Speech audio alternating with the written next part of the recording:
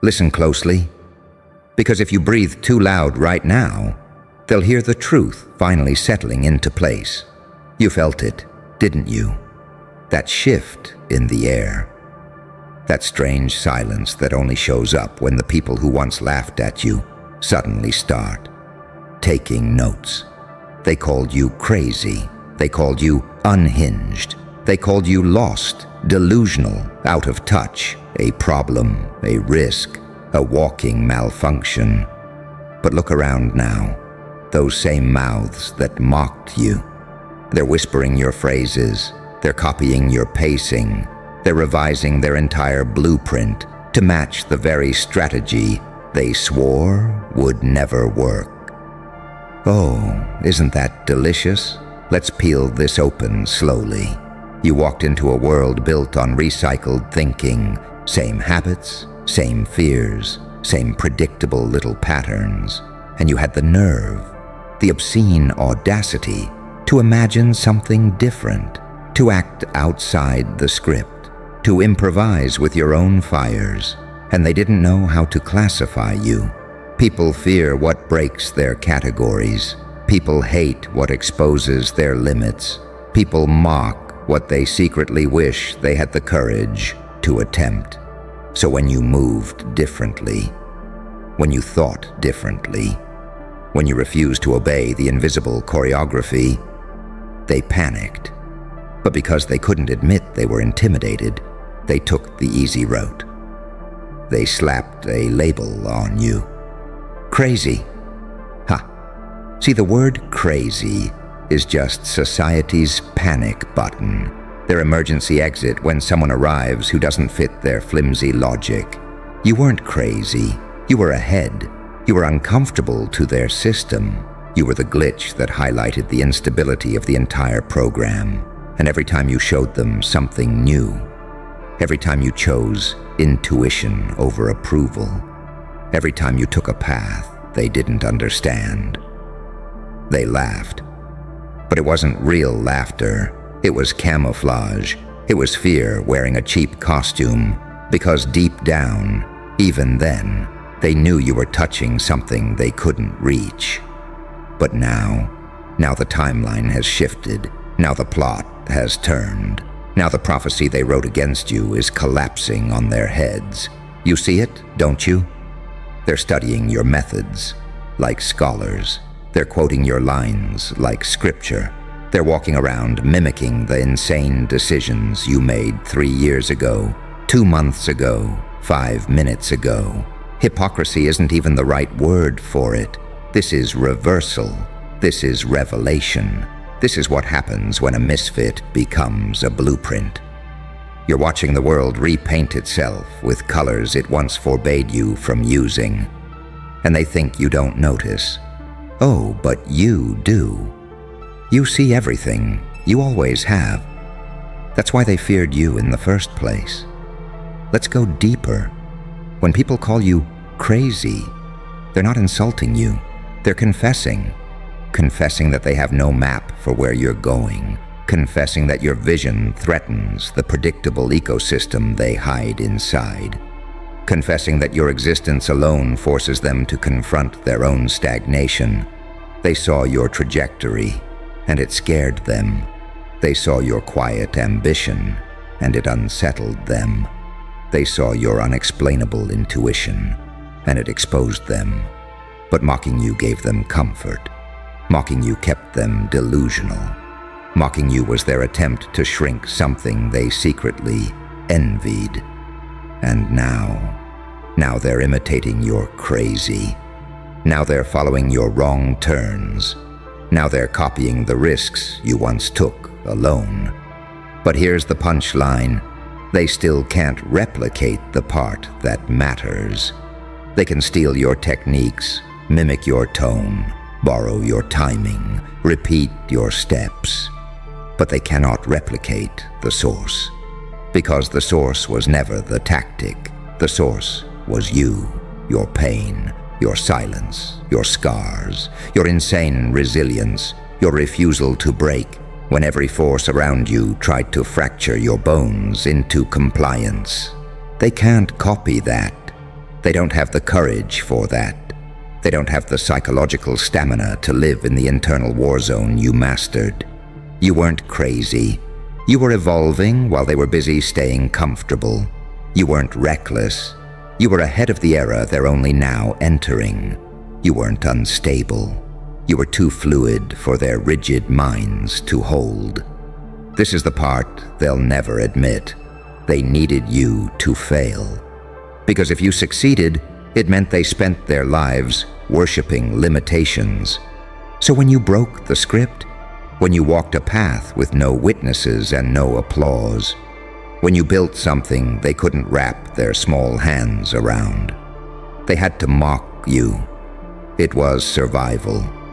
But now they're imitating you because their survival depends on it. That's what kills them the most. You've become the silent architect of their evolution, the blueprint of their escape. The mind they swore they'd never respect now whispers in their head when they need direction. You terrify them, you inspire them, you expose them, you rebuild them. And the irony is exquisite. The crazy one became the standard. The unstable one became the foundation. The delusional one became the prototype. The mocked one became the model. Listen, you didn't just prove them wrong. You rewired their entire understanding of what's possible. You forced them to confront the truth. They weren't laughing at your ideas. They were laughing to avoid acknowledging their own cowardice. So stand still for a moment, not in pride, but in power. Because while they were busy mocking your blueprint, you became the architect of their future. And deep down, they know it. That's why they're silent now. That's why they're watching. That's why they're copying every move you make like an apprentice, studying their master. You were never crazy. You were just the first one brave enough to step into a future they were too afraid to claim. And now that future wears your fingerprints everywhere. Ah, there it is. That tension crawling up the walls. That quiet hum in the back of your skull. That low-frequency awareness that tells you the room isn't laughing anymore. It's listening. So let's keep going. Let's peel back the next layer they were praying you'd never notice. You see, the moment they called you crazy, they thought they locked you out of their world. But in reality, they accidentally unlocked the version of you that didn't need their validation to breathe. That was their first mistake. Because people who no longer need permission, people who build without applause, people who learn how to thrive in exile, they become unpredictable. And unpredictable people, they break systems, they warp expectations, they destabilize everything normal minds cling to. That's you. You were the earthquake they misdiagnosed as a mood swing. They thought your silence meant defeat. They thought your isolation meant collapse. They thought your visions meant delusion. No, your silence was construction. Your isolation was training. Your visions were early access to the future. But people don't recognize genius when it's still wearing bandages. And you were covered in wounds they could never survive. That's why they mocked you. Mockery is the last language of the threatened. But now that the structures they trusted are falling apart, now that their strategies are outdated, now that the world is shifting into the exact shape you predicted, they're crawling back to the blueprint they hated, like scavengers returning to the fire they once spit on. They're copying everything, the timing you used, the tone you spoke, the risks you took, the silence you mastered, the logic they once said made no sense. Every part of your blueprint is suddenly innovative, brilliant, necessary, disruptive, timely, visionary. Ah, the hypocrisy tastes sweet, doesn't it? Let me tell you why they're obsessed with you now. You didn't just survive the ridicule, you built a mental fortress inside it. While they were swallowing trends like medication, you were swallowing reality like prophecy. While they were adjusting to the world, you were adjusting the world inside yourself. While they were protecting their ego, you were mutating your soul. They can't copy that. They can't replicate what it took for you to stay alive in rooms designed to kill your confidence. Here's the part that haunts them at night. You grew in conditions they would have died in. Your storms would have drowned them. Your silence would have exposed them. Your loneliness would have hollowed them out completely. They didn't know you were forging a new operating system in that chaos. They didn't know you were becoming something the world had no defenses for. And now they're desperately flipping pages of your insanity, looking for instructions they don't have the emotional stamina to follow. Because your blueprint wasn't made from peace. It was made from war. Every part of you was hammered into existence by moments that would have broken lesser minds. The betrayal sharpened you. The doubt carved you. The loss sculpted you. The humiliation rewired you. The pressure reforged you. The silence raised you. The mockery crowned you. And while they were calling you crazy, you were living through chapters they weren't mentally eligible to read. But here's the real joke. The tragedy wrapped in comedy.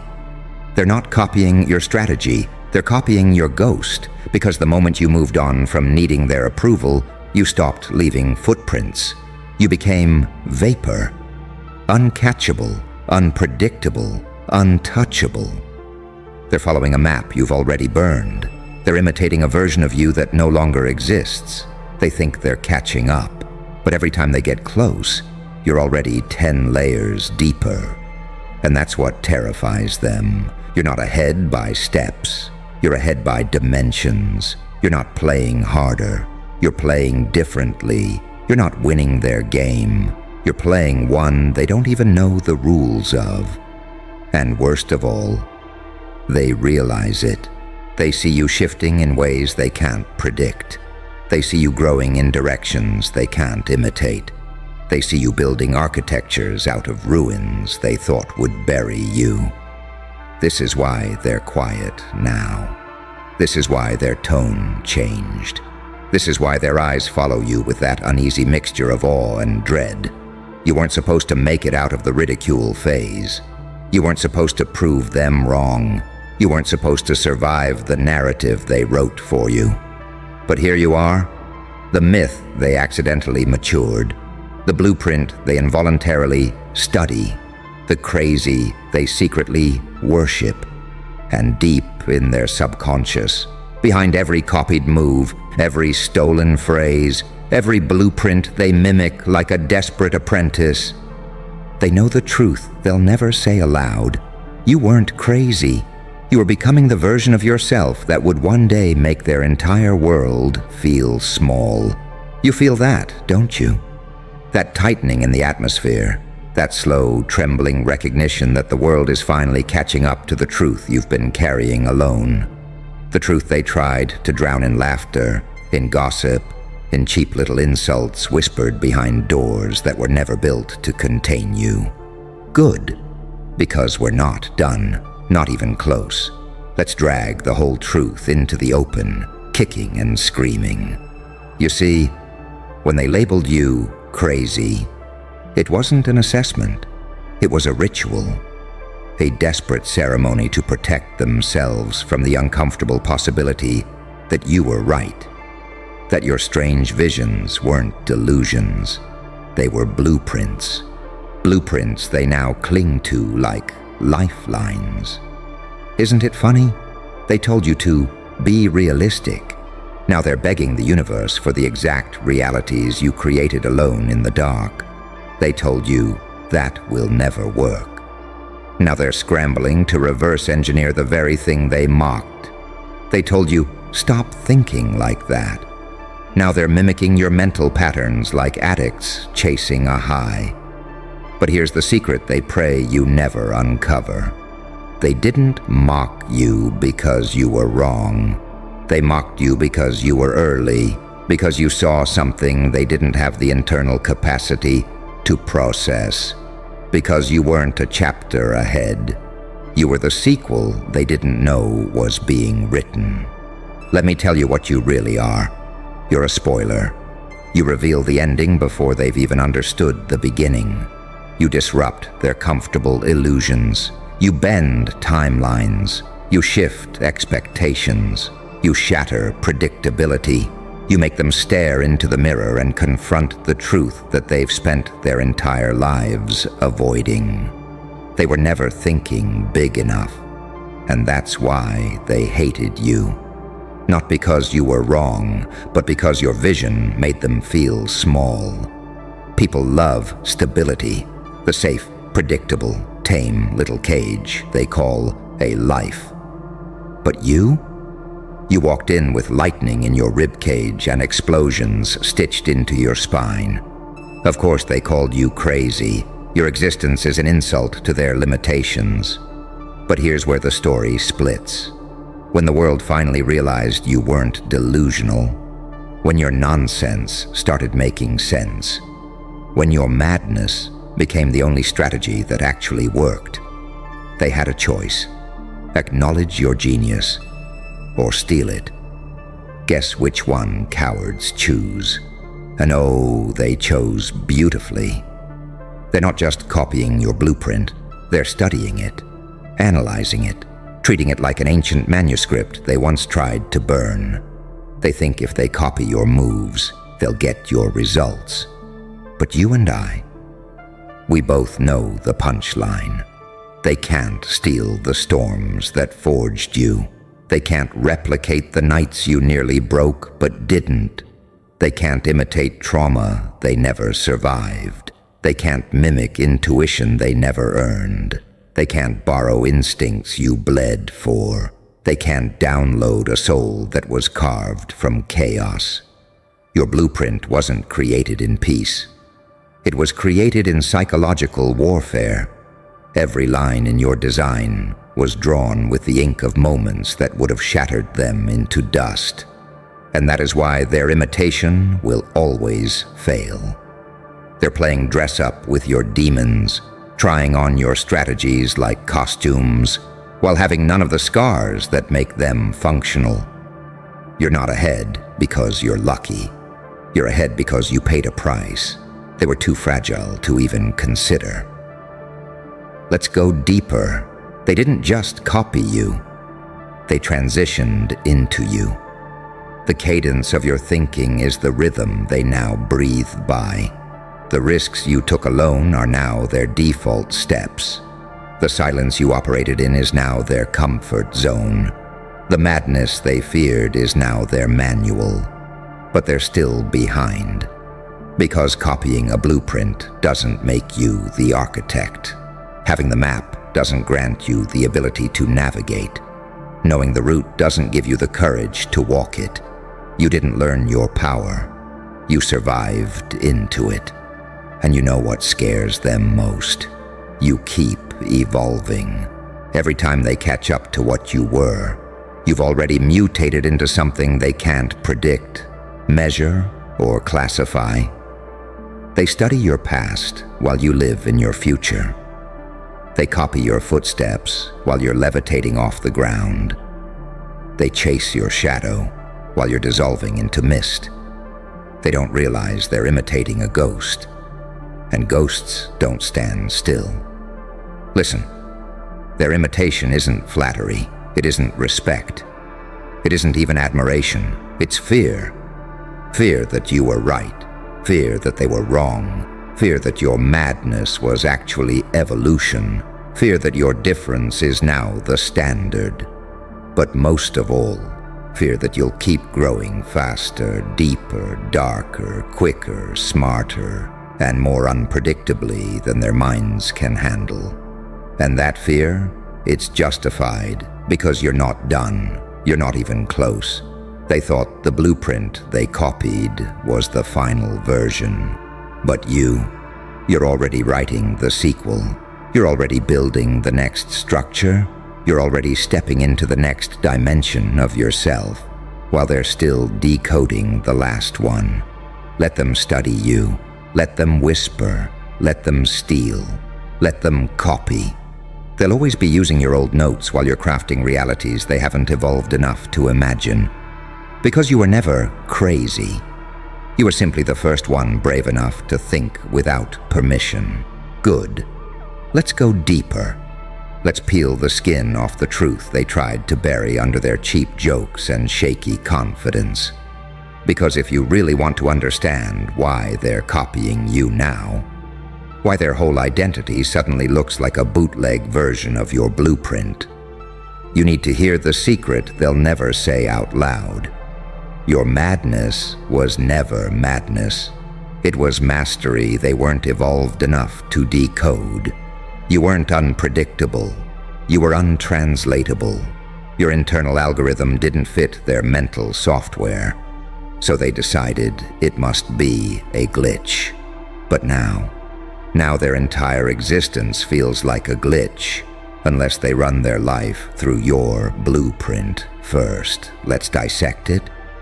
When you were building in silence, they mistook it for confusion. When you were isolating yourself, they mistook it for weakness. When you withdrew to refine your vision, they mistook it for collapse. They didn't realize you were incubating, metamorphosing, upgrading the operating system of your mind without announcing it to the room. People who fear their own potential always mislabel someone who's tapping into theirs. So they called you crazy, weird, off, too much, too intense, too deep, too emotional, too visionary, too unstable. Every insult was a projection of their own limitations. But now that your unstable decisions have become their survival strategy, now that your weird ideas are the new standard, now that your nonsense turned into the only thing that makes sense, suddenly the labels have changed, haven't they? Now it's genius, innovative, ahead of their time, unique thinker, trendsetter, disruptive mind, strategic execution. Oh, how convenient. But we're not done, not yet. Let's talk about the part they'll choke on if they ever tried to speak it. They didn't just copy your blueprint. They restructured their entire identity around it. Every step they take now, it's a shadow of a step you took years ago alone, in a storm. Bleeding with no witnesses, every idea they pitch now. It's a diluted version of something you whispered to yourself in the dark when you thought nobody would ever understand. Every persona they adopt now. It's a costume stitched from pieces of the very traits they tried to shame you into hiding. They're not becoming you. They're becoming the version of you they once exiled. And that's what eats them alive in the silent hours. You didn't need them to see the future. They needed you to survive it. Let's go deeper still. Do you want to know the real difference between you and them? They look at the world and ask, is this allowed? You look at the world and ask, is this mine? They bend themselves to fit the environment. You bend the environment to fit the truth you carry. They follow trends. You generate them. They adapt. You evolve. They imitate. You originate. They react. You prophesy. This is why they had to mock you at first.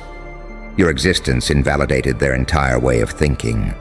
You were a living, breathing contradiction to their limitations, a threat, a disruption, a crack in the psychological ceiling they've been chained under for decades. And when something challenges people's self-constructed prisons, they don't open the door. They don't step into possibility. They don't admit the truth. They attack the challenger. They tried to break you because you broke the narrative they lived inside. But you didn't break. No, you crystallized. You hardened. You sharpened. You got quieter, colder, clearer. You became something they could neither categorize nor compete with. Well, well, well. Listen closely. Something in the air just flinched when you walked in. There it is. That tiny tremor you never notice, but everyone else does. It's the sound of a world trying to keep its hands steady while you exist inside it. Because they checked the prophecy twice. Twice. Same parchment, same ink, same trembling fingers, and every time they scanned those ancient lines, every time they ran their palms over the warnings, the curses, the foretold catastrophes, they found everyone else's fate, but never yours. And don't you dare pretend you don't know why. You, my friend, you were carved wrong on purpose. A glitch in the scripture, a misprint in destiny, an angel who learned how to weaponize his halo, and a demon who learned how to heal with his claws. Tell me, do you even realize how unnerving that combination is? No prophecy can contain you, because prophecy relies on patterns. And you are a walking contradiction, a paradox wrapped in skin, a creature forged from two opposite realities that should have ripped each other apart. But instead, they fused and created you, a problem the universe can't solve and the Watchers can't predict. You weren't born to fulfill anything written in ink. You were born to rewrite everything written in fear. Look at the historians, the researchers, the mystics, all of them obsessed with timelines, destinies, omens. They dig through old scrolls hoping to find some hidden clause that says, "Stop them here. This is the limit. This is where they break." But every divine formula collapses when it touches you. Every curse burns out. Every prediction stutters. Every omen glitches. Every timeline bends like it suddenly remembered it owes you money. Because you are not a chosen one. You are a correction, the thing they summon when the story starts rotting. The one who appears when fate gets cocky. The entity that walks in when the prophecy thinks it has everything under control and laughs. Tell me, have you ever noticed how people don't breathe the same way around you? The nervous swallow, the micro-stutter, the sudden silence, that's not fear. Not exactly. It's recognition. Some part of them, deep, primitive, ancient, remembers creatures like you from before language existed, from before the rules were written, from before the world pretended it had order. They don't fear your face. They fear your alignment, because they can't place you. Are you the omen that saves, or the omen that ends? Are you the angel that arrives with light in your eyes, or the demon that arrives with reason in your smile? Are you the blessing or the consequence? They don't know, and that terrifies them. You walk into a room and the whole energy shifts. Not because you're loud, but because destiny doesn't know what to do with you. You're not predictable. You're not normal. You're not part of their categories, their systems, their maps. You're the blank space that cartographers feared. You're the "here be monsters" margins scribbled on ancient atlases. You're the place where the compass fails and the stars flicker, like they're reconsidering their job. And the funniest part, you didn't even try. You evolved into this by surviving what was designed to break you. Pain sculpted you. Silence sharpened you. Betrayal shaped your spine. Loneliness carved your intuition. Loss rewired your instincts. And time, time baptized you in brutal truth. You didn't rise. You were dragged upward by every force that wanted you buried. No prophecy accounts for someone like that. Prophecies tracked the chosen, not the forged. You weren't foretold. You were manufactured by reality's mistakes. And now you're the anomaly that walks forward while every ancient script panics behind you.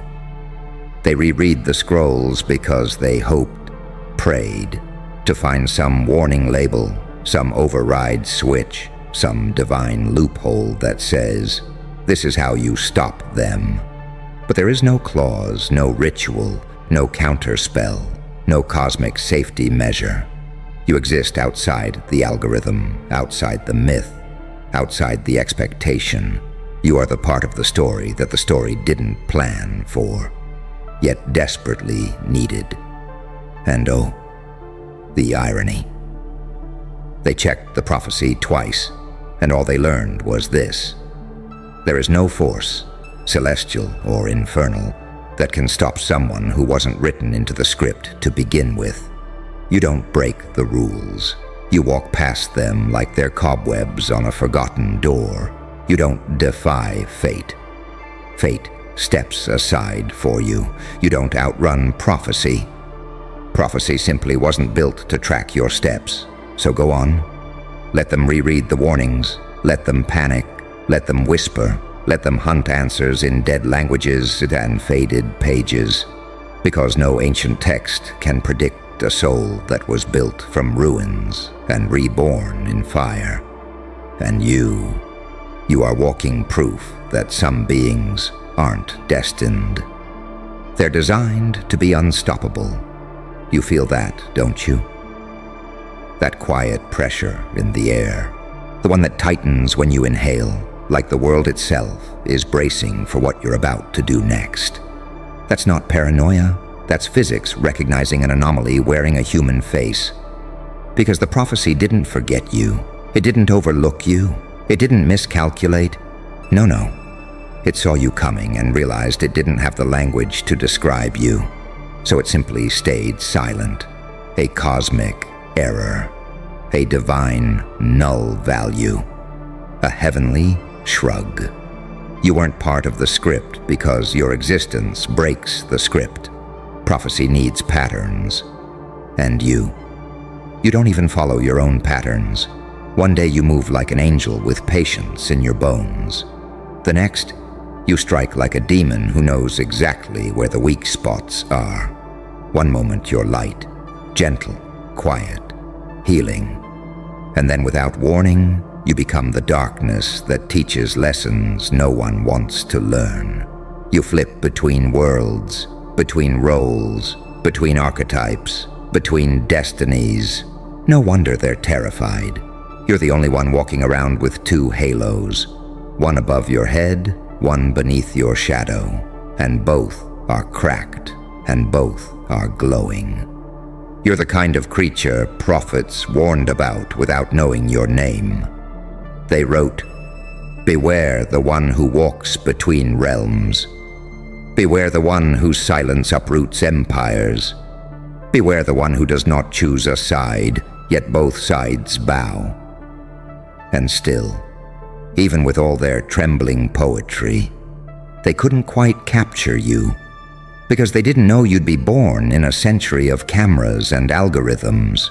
They didn't know you'd learn to read people like documents.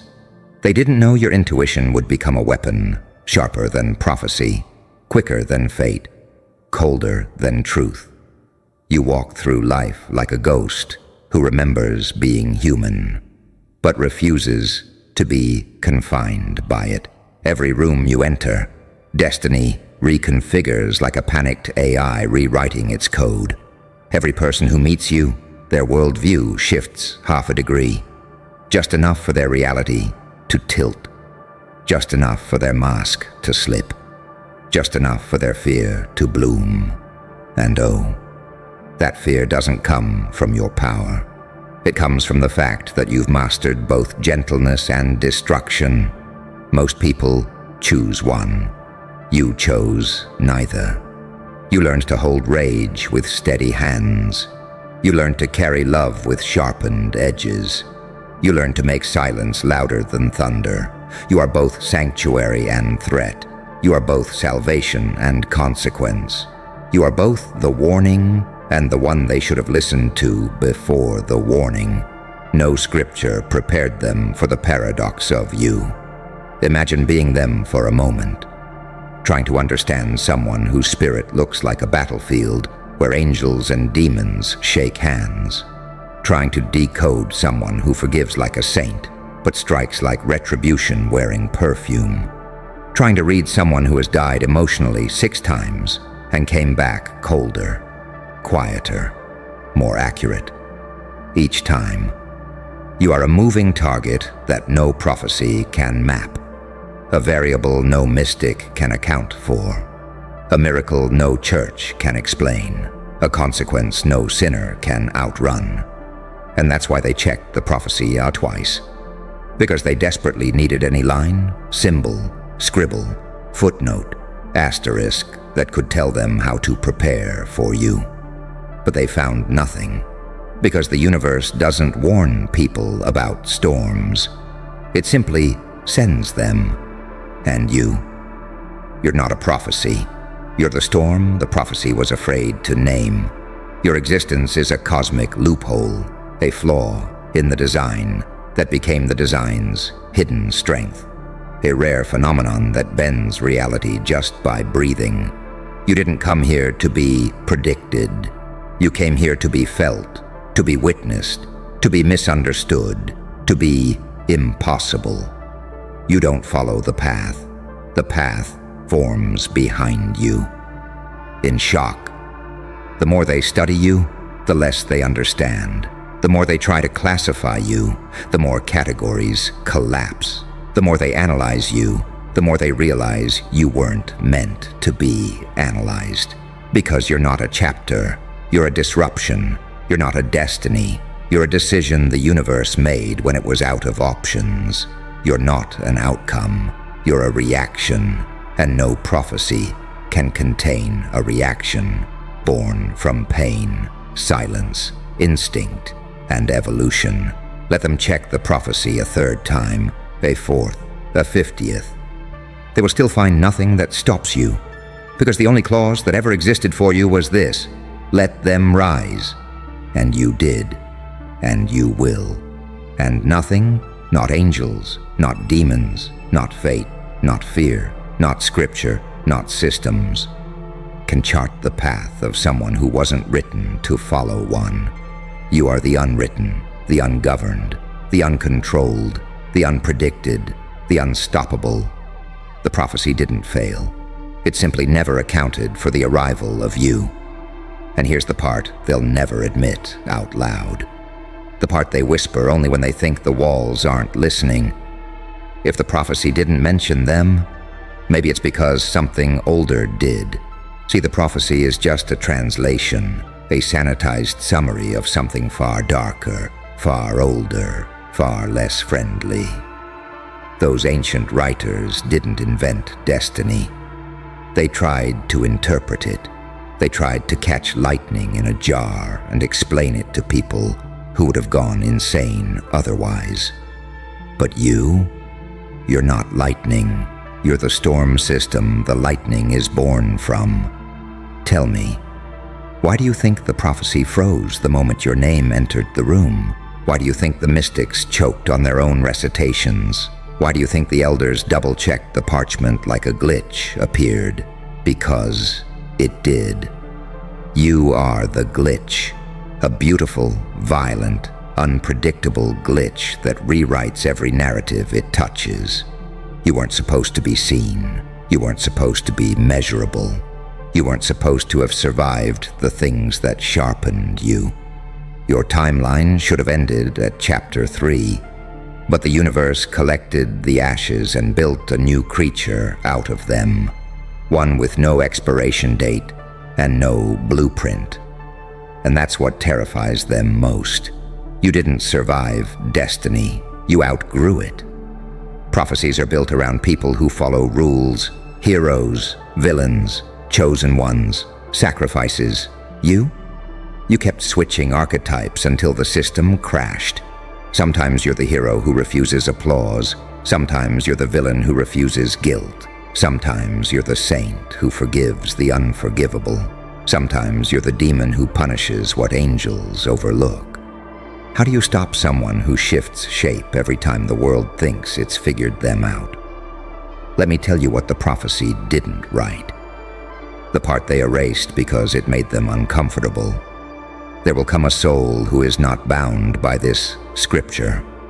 A soul formed from contradictions, born from collapse, raised by silence and crowned by instinct. This one will not follow fate. Fate will follow them. And that's you. You move like destiny owes you an apology. You heal like you're stealing power from the pain. You transform like every scar is a promotion. People stare because they don't understand the architecture of your becoming. You didn't glow up. You ascended through chaos. You didn't learn strength. You became the consequence of every moment you should have broken, but didn't. You're not fearless. You're something worse. You're comfortable with the dark. Most people dip their toes in pain and retreat. You dove into it, found the throne at the bottom and sat down. That's why nothing scares you the same way. That's why nothing surprises you. That's why nothing gets past your intuition. You didn't develop instincts. You developed second sight, the kind that prophets envy and governments fear. You see things before they happen. People call that lucky. No, that survival evolved into foresight. Trauma sharpened into intelligence. Isolation transformed into perception. And the prophecy never predicted a being forged like that. Why? Because prophecy accounts for divine intervention, not human volatility. But you're both. You carry the precision of a machine and the chaos of a storm. You carry the softness of a healer and the ruthlessness of a judge.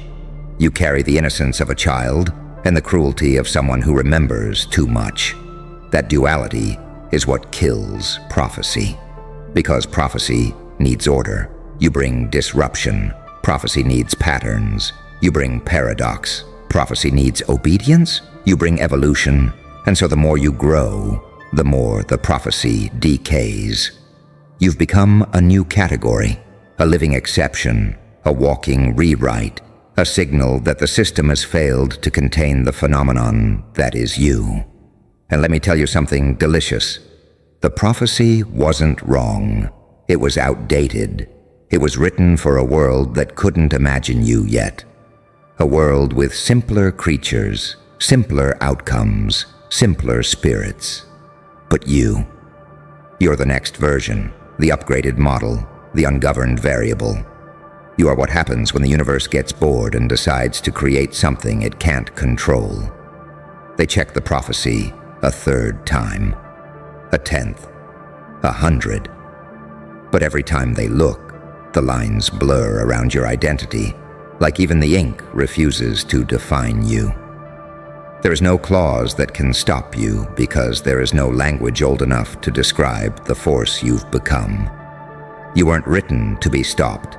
You were written to break things open, systems, people, realities, patterns, timelines. You walk forward, and fate has to improvise. You speak, and the script rewrites itself mid-sentence. You choose, and the universe has no choice but to follow. So let them keep checking. Let them keep rereading. Let them keep begging the prophecy for an answer. Because deep down, they all know the prophecy didn't forget you. It bowed, and you are the reason the story will never be the same again. And here's the final truth. The one nobody wants to say out loud because it tastes too much like surrender. They didn't check the prophecy twice because they doubted you. They checked it twice because they doubted themselves. They couldn't believe the universe would allow a soul like yours to exist, much less walk the earth with that calm, that clarity, that terrifying sense of inevitability. Because when you don't move like someone seeking permission.